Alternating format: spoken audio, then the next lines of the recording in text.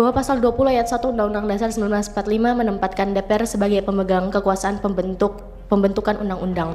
Bahwa pertanyaannya kemudian, mungkinkah kekuasaan setinggi itu dieksekusi optimal bila syarat minimal legislator hanya dengan ijazah SMA?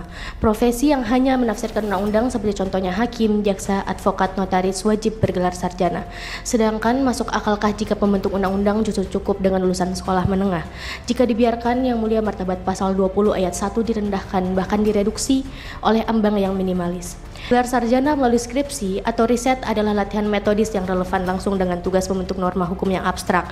Bahkan di beberapa fakultas dan program studi pun telah diajar dasar dalam membentuk undang-undang dalam mata kuliah perancangan undang-undang. Hal tersebut tidak lain hanya bisa kita dapatkan pada bangku kuliah. Pendidikan tinggi meningkatkan keterampilan kritis, analitis, dan problem solving yang merupakan inti kompetensi pembentuk undang-undang. Ironisnya, mahasiswa diwajibkan untuk skripsi untuk mendapatkan gelar, sedangkan legislator penentu nasib bangsa tidak. Bahwa survei Litbang Kompas Bukti P2 menunjukkan 76,2% publik tidak puas pada DPR. Mayoritas menilai legislator lebih mewakili partai ketimbang rakyat.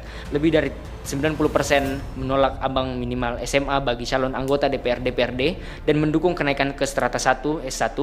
Terinci 72% sangat setuju. Keyakinan bahwa kualitas parlemen dan produk hukumnya hanya dapat diselamatkan dengan standar minimal S1.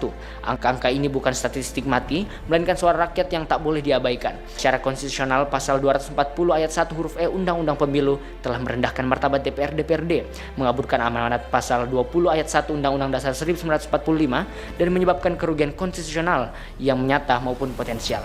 Oleh karenanya, para pemohon tafsir progresif Mahkamah menyatakan norma quo inkonstitusional bersyarat sepanjang dimaknai hanya mensyaratkan lulusan SMA dan menegaskan bahwa syarat minimal pendidikan calon anggota DPR-DPRD adalah strata 1 atau S1.